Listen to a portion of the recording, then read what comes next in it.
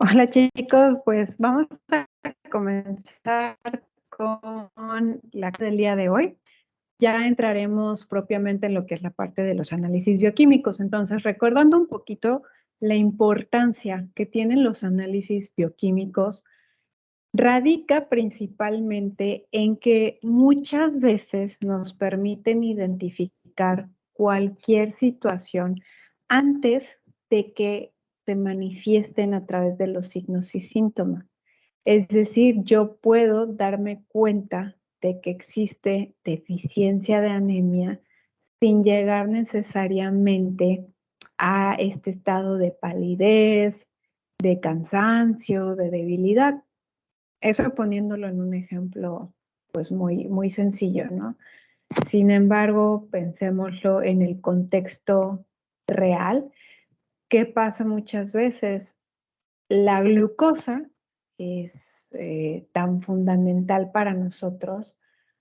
Las personas que empiezan con el proceso de resistencia a la insulina, muchas veces la medición de la insulina o bien de la glucosa nos permite detectar la alteración sin estar propiamente ante un evento de la diabetes, ¿no? Justamente aquí es un estado de prediabetes, se puede identificar muchísimo antes.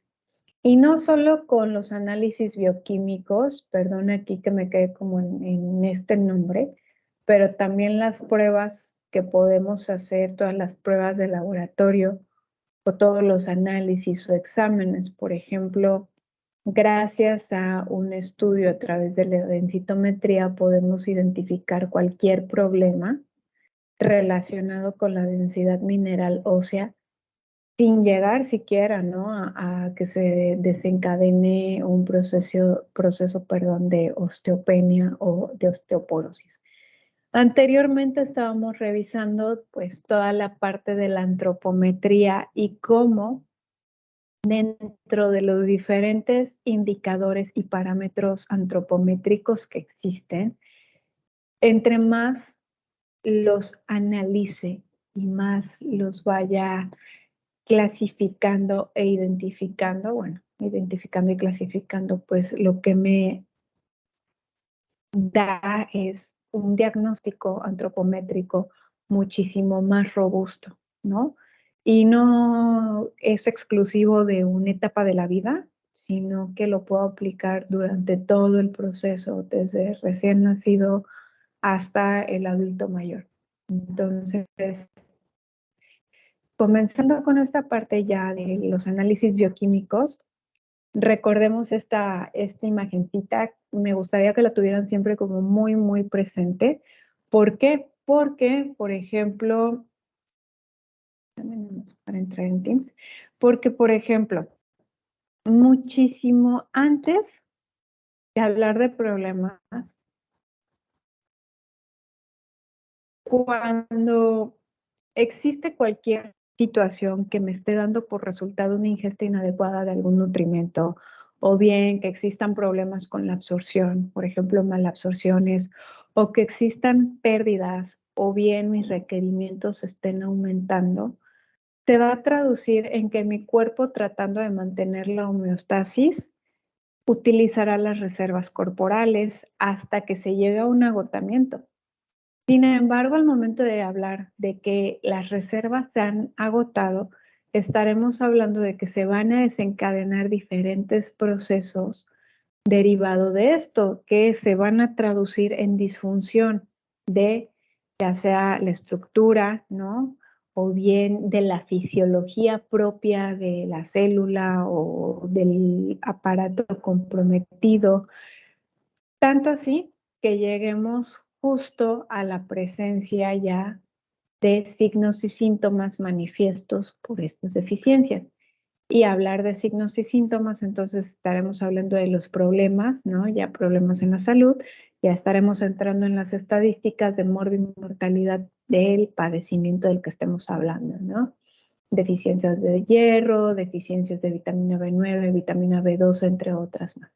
Y en la evaluación del estado nutricional, siempre les recordaré, no queda en basarnos únicamente en el parámetro antropométrico, sino que contamos con muchísima información. Yo puedo detectar cualquier alteración en la ingesta desde el momento en que estoy analizando la información dietaria y haciendo la evaluación nutricional, ¿no? A través de un recordatorio de 24 horas, una frecuencia de alimentos, yo puedo detectar que algo no está bien. En caso de que empiecen los problemas en lo que son las reservas corporales o bien ya empecemos con las disfunciones, justo los estudios y la evaluación de los signos y síntomas me va a ayudar a identificar esas situaciones sin llegar a la gravedad, ¿no? Yo puedo detectar fácilmente que el paciente está viviendo con diabetes mandándolo a hacer una prueba, evaluando, ¿no? Por ejemplo, cómo está la piel, cómo están los ojitos, pues justamente el paciente que vive con diabetes va con muchos especialistas que pueden diagnosticar que hay alteraciones en diferentes aparatos y sistemas antes de hablar de la mortalidad de un padecimiento. Y pues ya cuando hablamos de que se desencadena como tal y que incluso hablamos de las complicaciones, pues nos vamos a estar basando justamente de las estadísticas que es de la situación, ¿no? Patológica que estamos hablando. Entonces es muy importante en este punto, ya habiendo visto la parte antropométrica, ahorita adentrándonos en la parte bioquímica, que nunca olvidemos, ¿no? Una evaluación nutricional integral y completa. Entonces, continuando en esta parte, igual, esto lo hemos visto, dependiendo la prueba que nosotros deseamos aplicar, será el tipo de muestra necesario. Por ejemplo, la mayoría de las pruebas que se piden para el caso de los pacientes en una consulta nutricional, pues a través de una muestra de sangre, no son pruebas como tan rimbombantes, pero tenemos otras donde pues se utilizan muestras diferentes. Por ejemplo, el tamiz neonatal, se utiliza sangre seca, perdón. En el caso de otro tipo de pruebas, la enfermedad celíaca, por ejemplo, un requisito para poderlo diagnosticar es a través de pruebas histológicas y poder confirmar que las vellosidades están dañadas. O también, por ejemplo, en el caso de que mi interés sea descartar una parasitosis, pues ¿qué hago? Pedir una prueba de heces para poder confirmar, hay quistes de, bueno, quistecitos, ¿no? De algún parásito o trofozoitos o dependiendo. Tenemos otras pruebas ya un poquito más particulares, sobre todo lo que es la prueba del aliento, saliva y sudor, que nos ayudan a detectar cualquier situación metabólica, cualquier alteración, por ejemplo, que exista un problema de metabolismo de algunos hidratos de carbono o que tengamos situaciones muy particulares, tal es el caso de la fibrosis quística. También puedo solicitar analizar muestras de pelo y uñas, sobre todo si tengo la sospecha de que el paciente ha tenido contacto constante y ya es crónico con ciertos minerales que son contaminantes, ¿no? El mercurio, el plomo, el cadmio, entre otros. Entonces, el arsénico, ¿no? Entonces, dependiendo cuál sea la prueba que yo quiero hacer, lo que quiera probar, cuál sea mi hipótesis, será el tipo de muestra que solicitaré. Sin embargo, más adelante veremos cuáles son las pruebas que habitualmente se piden y pues la alteración que se está buscando principalmente, ¿no? Continuando aquí, ay, ya se estabiliza. Continuando aquí, ahorita lo describiré de forma, permítanme. Continuando aquí, continuaré de forma muy general, ya no es como tan específico, porque lo importante es revisar ahorita como el metabolismo, el metabolito como tal de lo que queremos analizar y lo que quiere decir en sí, ¿no? Entonces, empezando aquí por la tablita, ay, déjenme apago la camarita para concentrarnos. Empezando por la parte de la glucosa, pues recordemos que la glucosa es la fuente de energía número uno, sobre todo para el cerebro y para los eritrocitos, son grandes consumidores. Y cuando encontramos cualquier alteración en el valor de la glucosa, podemos detectar que existen problemas, por ejemplo, como la diabetes, ¿no? O el otro lado de la moneda, que existe una hipoglucemia y lo cual es crítico. El significado que tiene básicamente es que cualquier glucosa por encima de 100 miligramos sobre decilitros estaremos ante una prediabetes. Aquí una disculpa, dice una glucosa en ayuno mayor a 125, no, es mayor a 126, es señal de diabetes mellitus. También valores de glucosa por debajo de 70 me están indicando que existe una hipoglucemia, lo cual es grave, ¿no? Los rangos de referencia, dependiendo del laboratorio, pero suelen estar entre 70 a no más de 100 miligramos sobre decilitros. Para el caso del calcio total, perdón, refleja la cantidad de calcio que no está almacenado en huesos, de calcio circulante. Recordemos que el calcio, más o menos el 90% se encuentra en la matriz ósea, mientras que el restante está circulando. Entonces, evaluamos la función paratiroidea, el metabolismo de calcio, también podemos monitorizar a los pacientes que viven con insuficiencia renal o que tienen una situación renal y es importante estarlo monitorizando.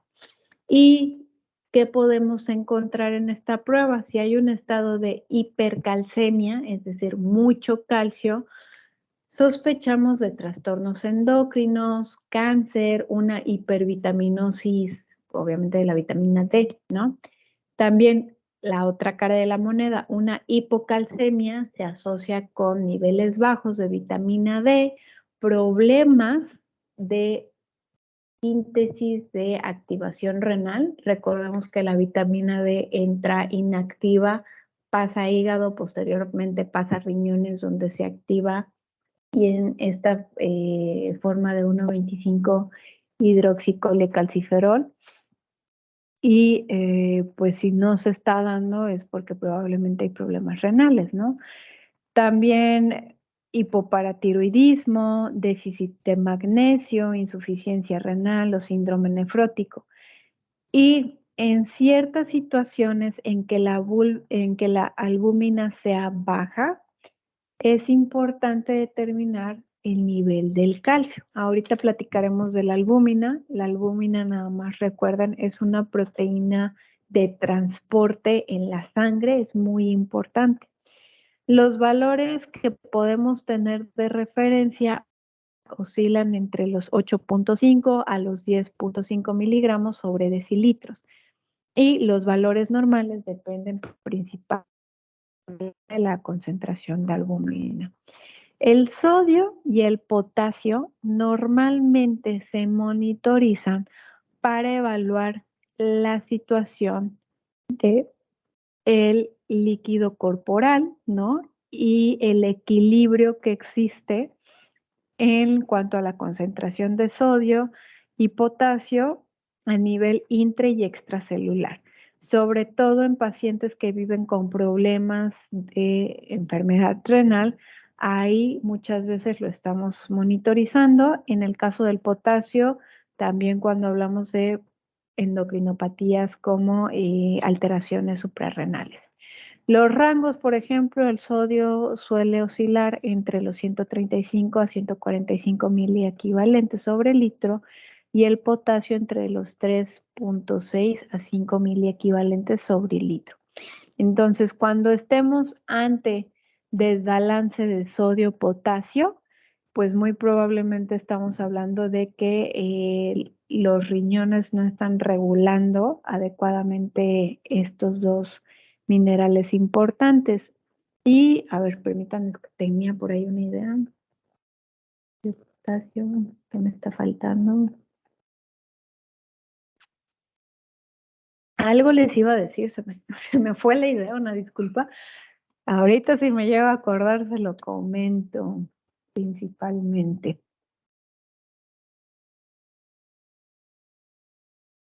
En cuanto al cloro, ya me acordé. Perdonen.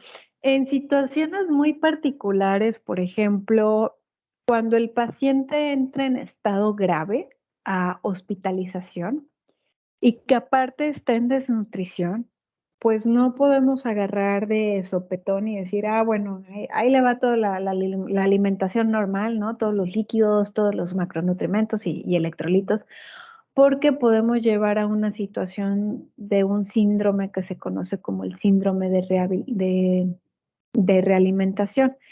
Entonces, sobre todo en esas situaciones tan particulares, es cuando debemos de estar monitorizando aún más cómo están sodio, potasio, magnesio, calcio.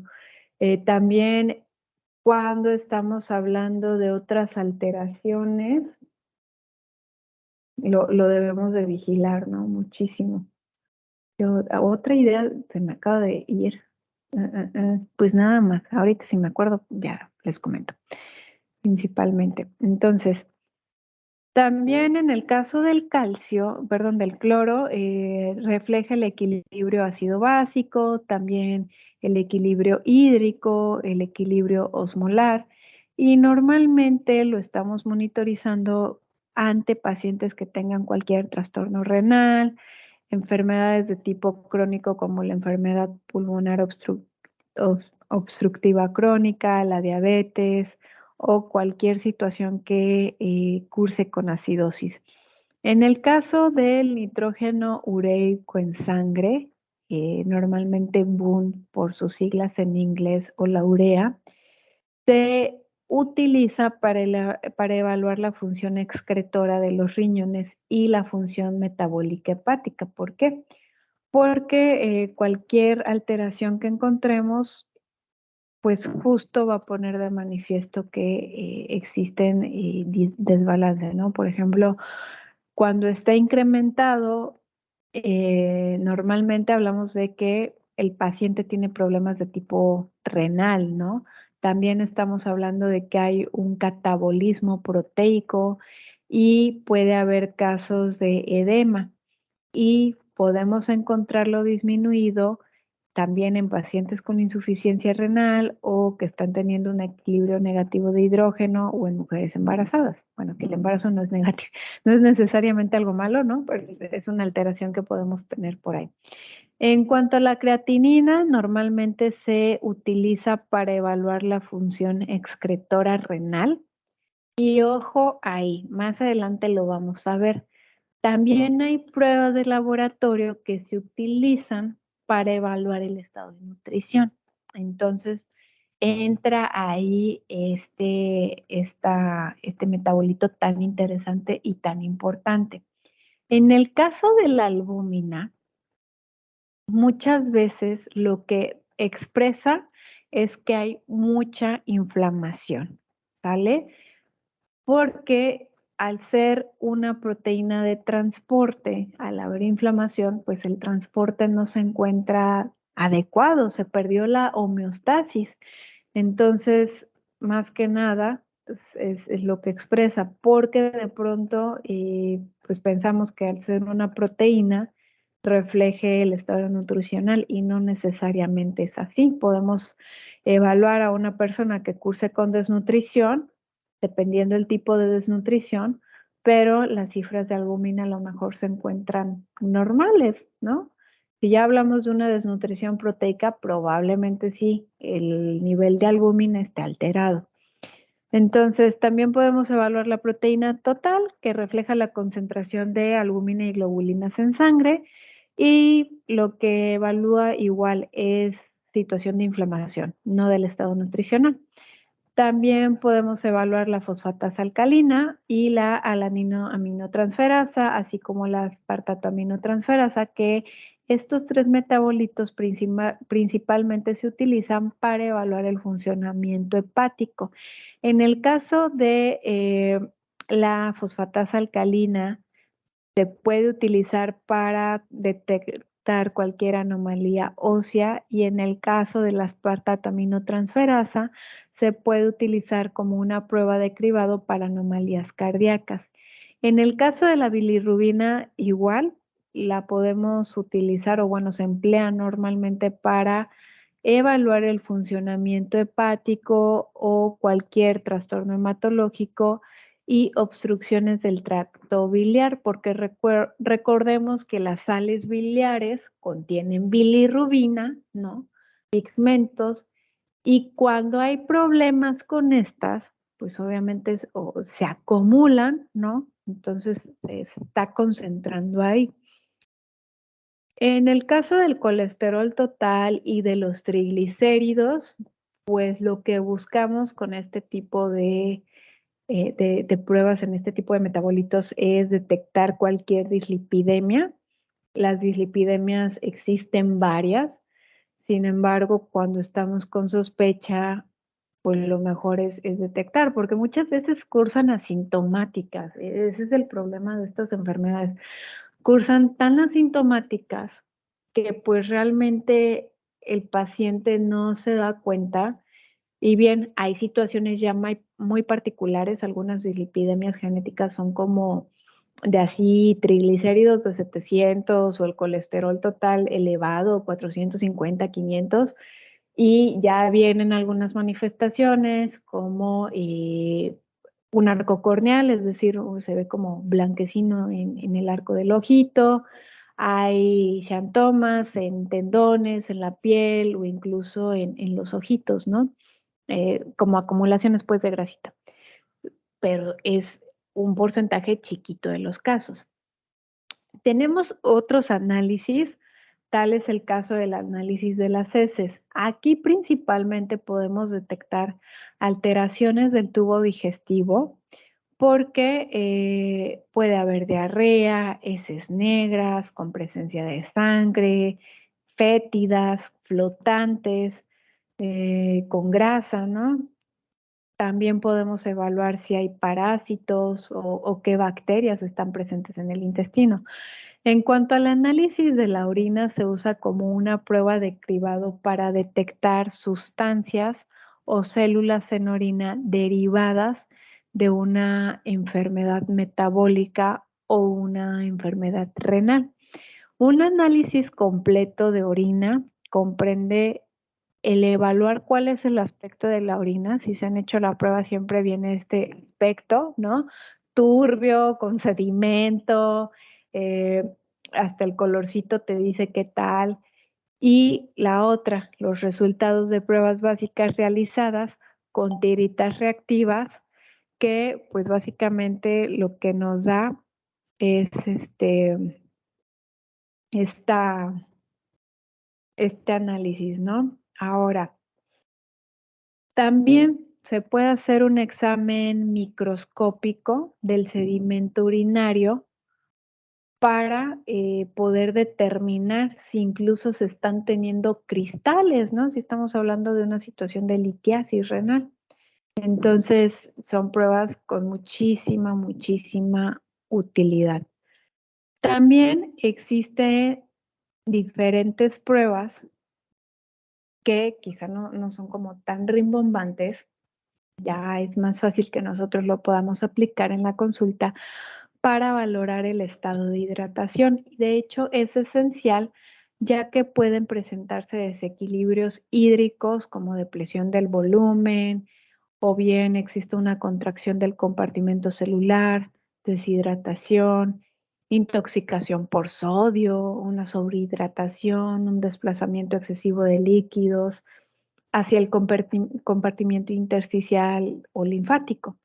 Entonces, ustedes en consulta pueden orientarla para hacer preguntas encaminadas a saber si existió una pérdida rápida de peso, una disminución de la turgencia cutánea a través de un examen visual, evaluar o más bien buscar datos de sequedad de las membranas mucosas, la lengua que esté seca, que se vea cuarteadita, si existe hipotensión postural, es decir, que el paciente de pie a lo mejor se siente un poquito decaído, que el pulso esté débil, que el relleno capilar esté lento, que la temperatura corporal esté menos de 35 o digamos que menos de 36.7, que el paciente refiera que pues orina bien poquito, ¿no? En cantidad y en cantidad y en frecuencia, que las extremidades estén frías y que el paciente esté desorientado. Estos síntomas se consideran en el caso de una deshidratación. Sin embargo, también es importante buscar signos y síntomas de una sobrehidratación. Bueno, lo más fácil sería ver el edema, sobre todo en aquellos pacientes que tienen insuficiencia renal, una insuficiencia cardíaca congestiva, cirrosis, síndrome de Cushing. Y aquí los signos y síntomas, pues hay que preguntar, ¿hubo un aumento rápido de peso? Ay, permítanme un segundito, chicos.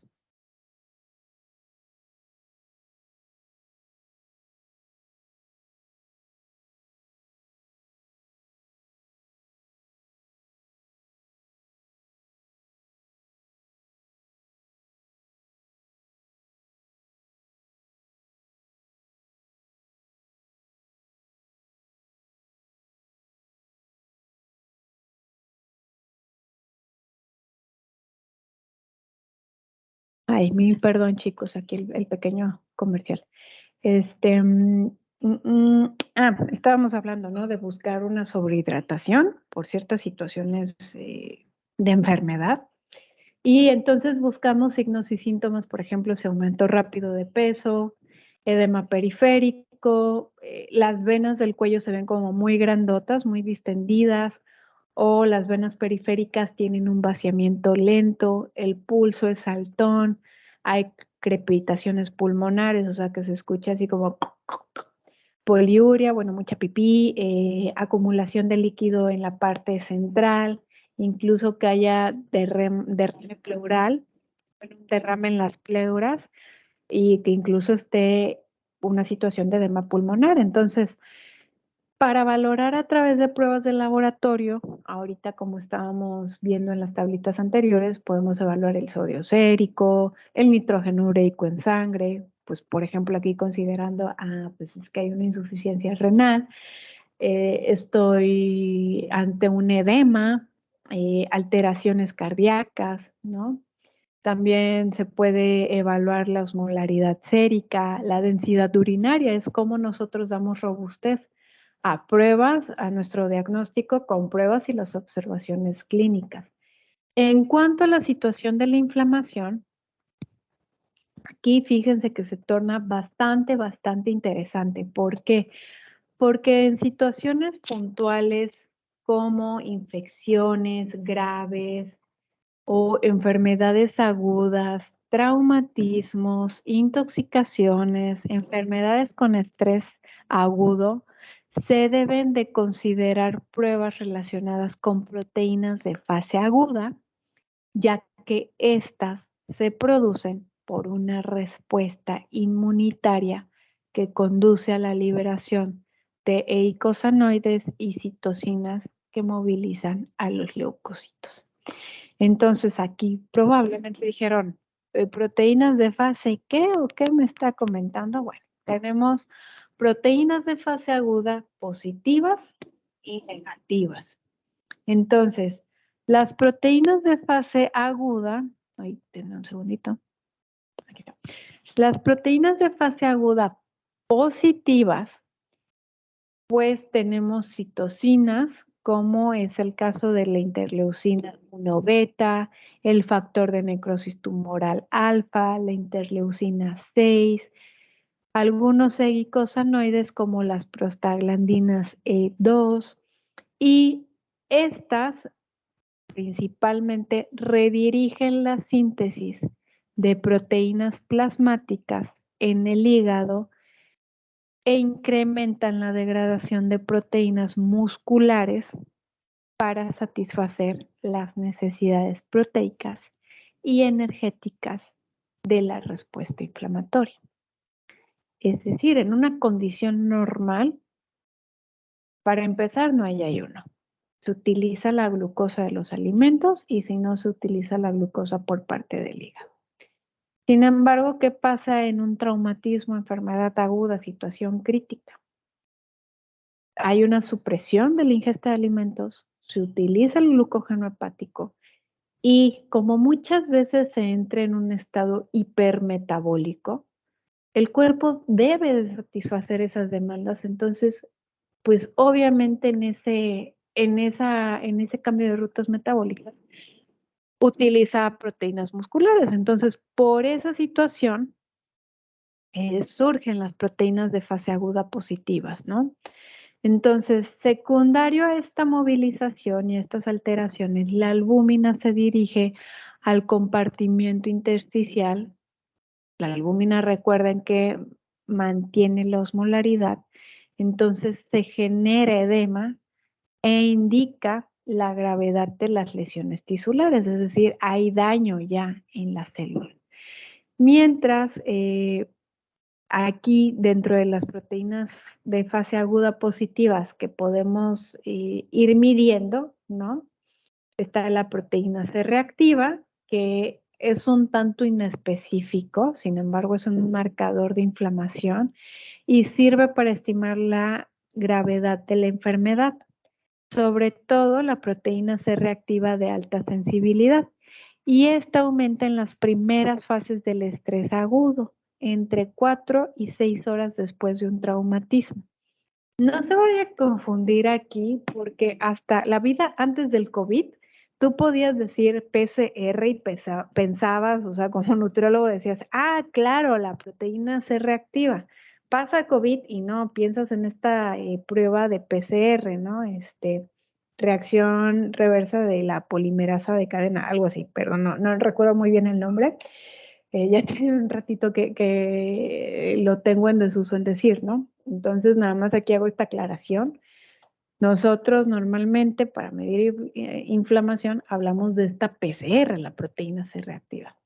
Y sobre todo visualícenlo de esta forma. A ver, resulta que están haciendo práctica hospitalaria y llega el paciente que a lo mejor chocó y grave, ¿no? Estuvo fea la cosa. Entonces, ¿qué esperaríamos? A que si lo medimos, ¿no? 4 o 6 horas, la proteína C reactiva muy probablemente estará elevada. Otra proteína de fase aguda positiva que muchas veces se mide es la ferritina. La síntesis de la ferritina aumenta en los estados inflamatorios y no es un indicador fiable de las reservas de hierro en pacientes con inflamación aguda. Aquí hago un pequeño paréntesis. Aquí la ferritina muchas veces cuando hablamos de anemias es importante evaluarla. Sin embargo, cuando hablamos de inflamación, así que piensen, hospital, algo grave, pues no van a pedir prueba de ferritina para buscar la anemia, no va por ahí. Entonces, tampoco es muy fiable en aquellos pacientes que tienen uremia, cáncer, enfermedades hepáticas como una cirrosis. Y citocinas y mediadores inflamatorios pueden aumentar la síntesis de ferritina. Más o menos se puede detectar 1 a 2 días posteriores de la aparición del evento agudo y alcanza su valor máximo a los 5 o 7 días. Entonces, en este tipo de pacientes, lo esperable es que si lo miden, esté elevado y lo único que nos está indicando es que hay mucha inflamación, principalmente. Insisto, aquí las citocinas y mediadores inflamatorios son los responsables del aumento de la síntesis. Ahora, tenemos proteínas de fase aguda negativa, como es el caso de la albúmina, la prealbúmina, la transferrina sérica y reitero, las proteínas de fase aguda no son indicativas de la ingesta en la dieta ni del estado nutricional proteico. Normalmente en los estados de inflamación, la síntesis hepática de proteínas de fase aguda positivas aumenta, mientras que la síntesis de proteínas de fase aguda negativa se reduce. Entonces, para el caso de la albúmina, a ver, déjenme ver si está aquí. Bueno, aquí está como el pequeño acordeón, por así llamarlo, del tiempo medible. Mejor me regreso a esta para que tengan todas las proteínas. Y ahorita vamos a la siguiente. La albúmina es una proteína transportadora en la sangre y mantiene la presión osmótica coloidal. Entonces es responsable del 80% de la presión osmótica del plasma. Sin embargo, cuando se reduce el agua presente en el plasma, sufre un desplazamiento al compartimiento intersticial. Entonces esto provoca edema y a su vez se acompaña con hipovolemia y una retención renal de agua y de sodio. La albúmina tiene una semivida entre 18 y 21 días, entonces la concentración de albúmina se mantiene próxima a la normalidad durante periodos prolongados de ayuno debido a que se redistribuye desde el intersticio al plasma. Por el contrario, disminuye cuando el individuo entra en situaciones de estrés inflamatorio y no se recupera pese a que el apoyo nutricional sea el adecuado o sea agresivo. Entonces, realmente su concentración, las concentraciones de la albúmina reflejan la gravedad de la enfermedad, pero no la situación proteica ni los efectos de la nutrición suplementaria de alto contenido en nutrientes. Entonces, reitero, puede ser que un paciente en buen estado nutricional, pero que tuvo un evento traumático, un accidente, acuda y tenga concentraciones bajas de albúminas y de proteínas hepáticas transportadoras, mientras que puedo tener un paciente que cursa con desnutrición crónica, una pérdida considerable de peso y las concentraciones de la albúmina estén normales o casi normales, ¿no? La albúmina es muy sensible también al estado de hidratación, entonces es importante que si se está evaluando en un individuo, digámoslo de este modo, sano, esté en un estado adecuado de hidratación. Ahora, recordemos que la albúmina se sintetiza en el hígado y es indicadora del funcionamiento también hepático hasta cierto punto. Entonces, si hay alguna enfermedad que afecte al hígado, la síntesis de albúmina se verá alterada, ¿no? Invariablemente. La transferrina principalmente es una proteína de tipo globulina que transporta el hierro a la médula ósea para la producción de hemoglobina. Entonces, la concentración plasmática de transferrina depende de la magnitud de las reservas corporales de hierro. Cuando las reservas son bajitas, la síntesis de transferrina está activa. Tiene una semivida cortita, más o menos unos 8 días, y su concentración se reduce en respuesta a reacciones inflamatorias. Entonces, la concentración de transferrina, pues es un reflejo del proceso inflamatorio, por lo que nos sirve para determinar la situación proteica. También tenemos a la prealbúmina o transtiretina, que es una proteína igual hepática, circula en el suero en forma de complejo con la proteína fijadora de retinol y la vitamina A, transporta a lo que es la eh, tetrayodotironina y de alatriyodotironina, además de la globulina fijadora de T3 y T4, ¿no? La que es su proteína transportadora propia. Tiene una semivida cortita de unos 2 días y se considera propiamente como un marcador de inflamación. Concentración de albúmina se desploma obviamente cuando el paciente está en un estado de estrés inflamatorio agudo, ¿no?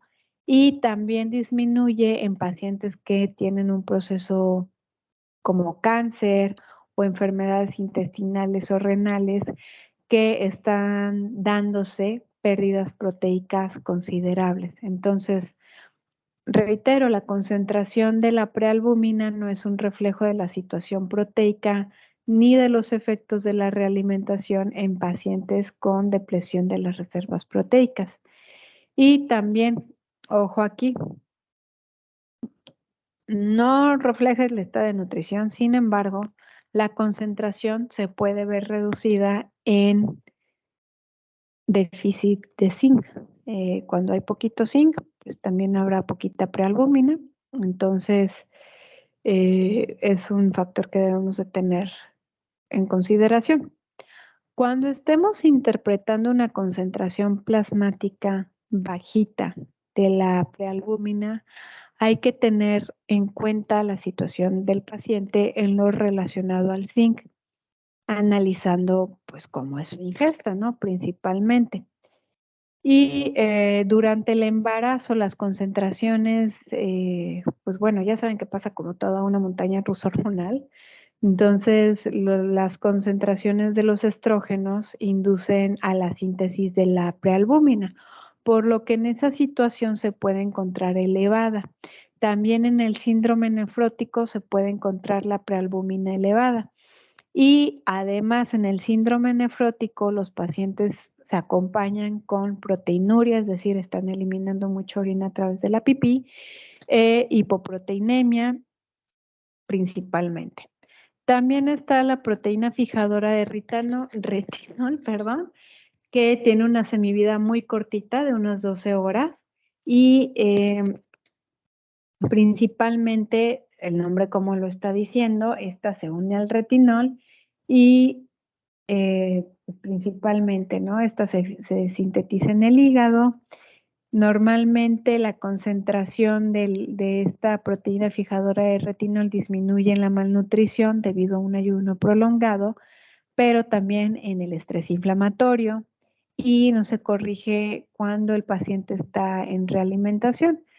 Entonces, no es ni un buen indicador de la situación proteica en pacientes con estrés agudo, ni es propiamente un marcador de inflamación 100%.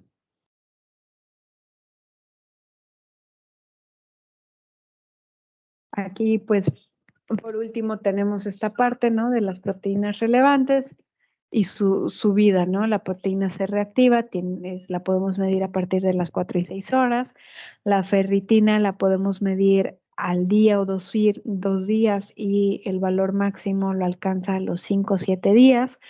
La albúmina tiene una semivida de 18 a 21 días, la prealbúmina una vida de 2 días, la proteína fijadora de retinol de 12 horas y la transferrina de 8 días, o sea, es variable, ¿no? Esto sobre todo, pues ya saben, cuando el paciente esté hospitalizado, son algunos de los marcadores que estarán evaluando, ¿no? Principalmente. En cuanto a la inmunocompetencia, no existe un marcador único de inmunocompetencia, salvo estas pruebas que buscan medir la respuesta alérgica a algún componente. Entonces, entre los marcadores de laboratorio con alto grado de sensibilidad se encuentran la producción de anticuerpos séricos específicos ante la administración de una vacuna, la respuesta de hipersensibilidad retardada, la concentración salival de inmunoglobulina secretora total o específica de alguna vacuna, la respuesta a patógenos atenuados y pues existen otros marcadores ya menos sensibles como la citotoxicidad de las células asesinas naturales o células killer, ¿no? El estallido oxidativo de los fagocitos, entre otros. Entonces, para poder valorar la situación de inmunocompetencia, lo ideal es usar una combinación de los marcadores, pues para saber ante qué estamos trabajando, ¿no? O ante qué situación está presentando el paciente, principalmente. Aquí repito un ejemplo. En el caso de lo que es la enfermedad celíaca, pues muchas veces hay pruebas específicas de anticuerpos que me permiten detectar cualquier alteración. Y adicional se acompaña, perdón, con pruebas inmunológicas. Sin embargo, hablando también de problemas de sensibilidad al gluten, existen pruebas que me permiten identificar que quizá el individuo es solo sensible, más no tiene enfermedad celíaca. Pero bueno, ya esa parte como con lujo de detalle la estarán revisando más adelante, ¿no? Posteriormente. Sin embargo, es importante aquí hacerlo de su conocimiento.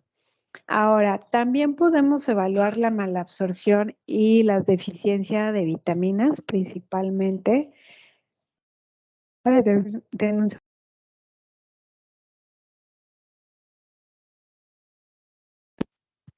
ay, perdón, me había dado un poquito de sed. En cuanto a la malabsorción, pues principalmente lo que nos va a preocupar es la malabsorción de las grasas, porque muchas veces cursa con problemas para absorber vitaminas, las liposolubles, ¿no? A, E, D, K.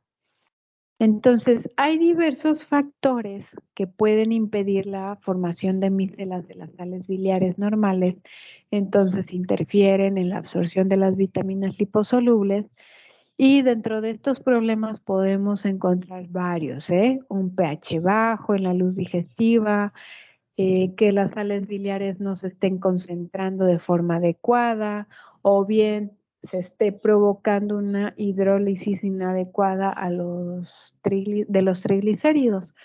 Entonces, también como complicación de una cirugía, una de las complicaciones principales de la cirugía bariátrica es justo que ya no se absorben adecuadamente las grasas y se traduce en que el paciente necesita estar suplementando, ahora sí que casi de por vida, las vitaminas solubles, liposolubles.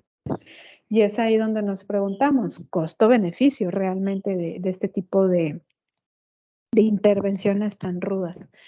Entonces, por ejemplo, la vitamina A, la situación con respecto a la vitamina A se puede detectar midiendo el retinol sérico, cuya concentración normal en adultos se comprende entre los 30 y los 80 microgramos sobre decilitros. El déficit primario de la vitamina A pues puede ser derivado a una ingesta muy pobre, principalmente, o bien mala absorción, o bien trastornos hepáticos, porque recuerden, ahí sus transportadores se sintetizan en el hígado, ¿no? Entonces, pues de ahí puede ser. También podemos hablar de un déficit secundario como consecuencia de la disminución de la biodisponibilidad de los carotenoides, que son los precursores de la vitamina A, o, por ejemplo, que existan interferencias en la absorción, en el almacén o en el transporte de la vitamina A. Se dice que existe una toxicidad aguda o crónica por vitamina A cuando la concentración de retinol supera los 100 microgramos sobre decilitros. Entonces recuerden, lo normal es que esté entre 30 y 80, no más de 100 porque hablaremos de problemas. Y existen casos de hipervitaminosis A en el 50% de las personas que han tenido una ingesta superior, 150% más de la dosis diaria recomendada de la vitamina A. Entonces, también la toxicidad de esta vitamina, sobre todo es de tipo crónico, se asocia a la caída de pelo, las membranas se alteran, pueden presentar sequedad, la piel se vuelve seca y áspera, e incluso se puede presentar pérdida de hueso cortical y fracturas. Entonces, hasta este punto le vamos a dejar. Bueno, terminamos esta diapositiva, ya son unos minutitos, tampoco es como que me vaya a tardar las 1000 horas, ¿verdad? La vitamina D, por último, la situación individual con respecto a esta vitamina, pues lo que debemos de estimar es la concentración plasmática de 1,25 hidroxivitamina D.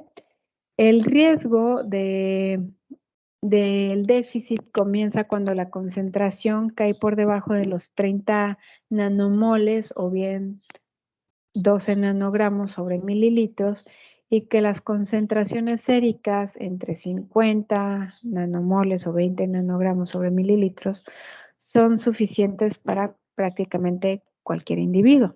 Entonces lo normal sería de 50, bueno, desde 50 nanomoles. No se vayan a confundir ahí, perdón que les haya dicho nanomoles y nanogramos, es que normalmente la pueden encontrar expresada de una u otra forma. Ahora, el déficit de la vitamina D puede ser secundario a que hay una ingesta inadecuada de precursores, o bien problemas de mala absorción, o bien que existe una exposición insuficiente a la luz solar, o también por problemas renales. Entonces, sabemos que la vitamina D es muy importante para lo que es el metabolismo de calcio. Y puede existir toxicidad por un exceso, sin embargo, es poco frecuente. Sobre todo se ha descrito en aquellos pacientes que igual se echan las cantidades descomunales de la vitamina D y pues puede provocar hipercalcemia, hiperfosfatemia, supresión de la secreción de la hormona paratiroidea, hipercalciuria principalmente. Entonces, continuaremos la siguiente clase. De momento, chicos, no les comento que la tarea sea ya para el siguiente fin de semana, sin embargo, será un tanto larga. Les voy a pedir de favor que del libro El ABCD de la evaluación del estado de nutrición lean el capítulo 2. Sobre todo retomen esta parte de las técnicas de medición. Está, si lo abren en Adobe, es más o menos la página 27 y 28, pero es el capítulo 2. Quiero que lean únicamente las técnicas de medición, que las repasen muy, muy bien. Y igual en ese libro buscan el apéndice 1, que igual en el PDF es más o menos la página 150, 151. Y pone, perdonen ahí las imágenes, como está como copias, salen y medias oscuras, traten de nada más ver las que se puedan ver bien, cómo están tomando las medidas. Esa es una tarea, la lectura. La otra es para este fin de semana que viene. Van a investigar los valores de los exámenes bioquímicos en sangre y orina, tanto en adultos como en pequeñines y embarazadas, y principalmente. Ahora vamos a tener evaluación igual el 18 o el siguiente fin de semana. Déjenme, de este les voy a confirmar para que no se les junte con el de bases de la nutrición para el caso de los chicos de primer cuatrimestre. Entonces, de momento estos chicos ya nos estaremos viendo la siguiente semana y cualquier duda que ustedes tengan, estamos en contacto, ¿de acuerdo? Que pasen muy bonito fin, cuídense. Gracias, maestra.